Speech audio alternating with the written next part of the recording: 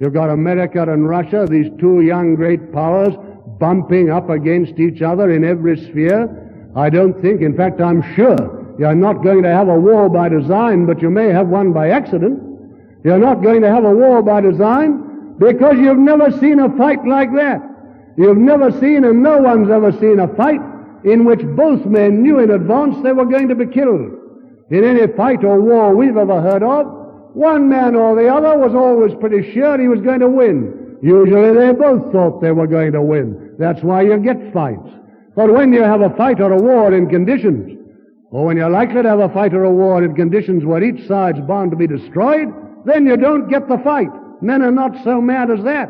And we'd have had a war long ago with the division between Russian communism and American capitalism if each side had not known that with modern weapons it would be destroyed.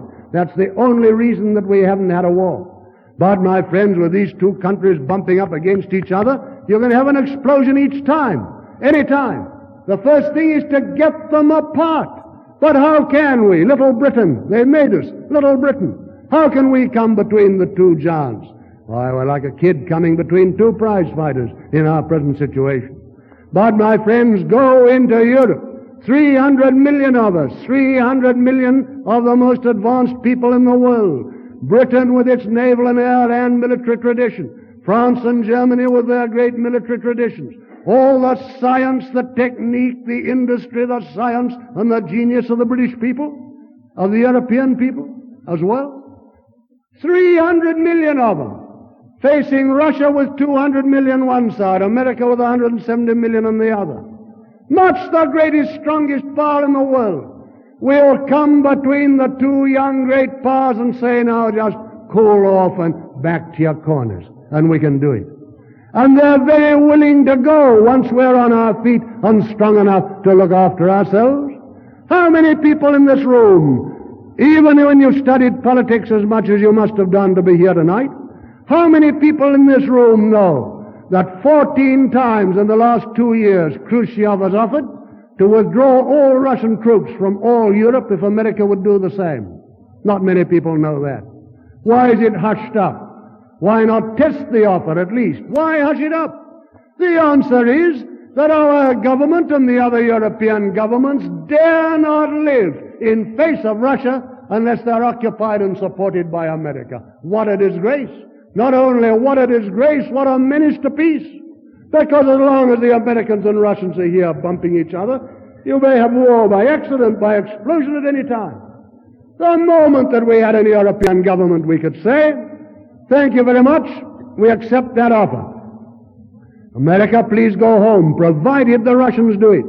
Now each of you withdraw, no double cross, a mile each at a time till you're out.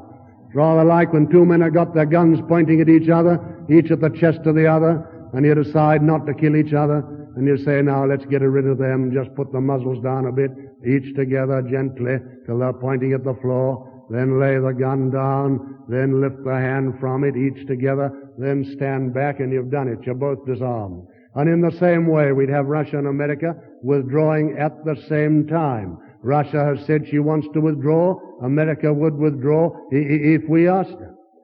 And then we get rid of both of them.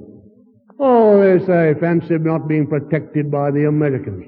They've got so used to holding the big chap's hand that they feel like a kid when its mother goes out of the room. What is there to be frightened about?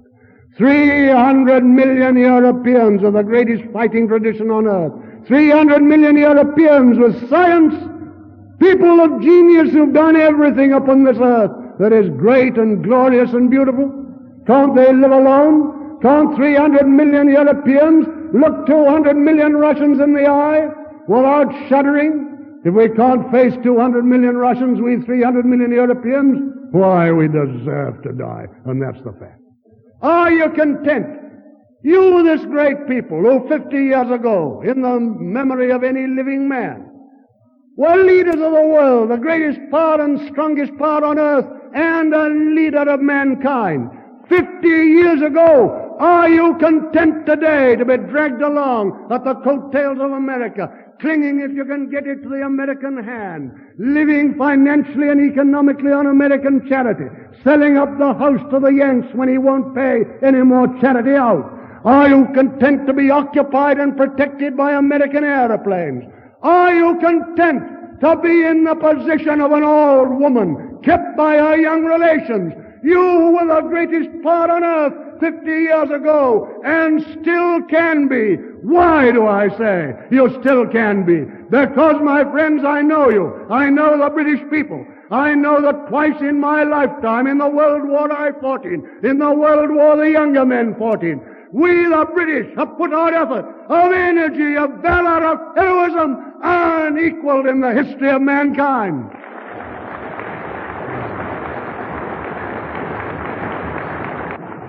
I know that, and you know that, and we know together this as well. It's not the fault of our workers, our technicians, and our scientists that we're in this position. Why, even with the millstones round our neck that political parties have put there, we are still fighting in the markets of the world, sending 30% for the moment of our production in free competition on every market of the world. A losing business, we're going down, but it's a heroic struggle, and no other people on earth could have struggled on under that handicap of our political system so long. So I say on your history, not history of the past, but history of your lifetime, history of my lifetime, things we know, because there are things we've done, and also because our scientists, our technicians, our workers are second to none in the world, because our technique soars to the skies in the latest inventions at this moment. I say not only are the British great, still great, but they can arise and again can lead the world.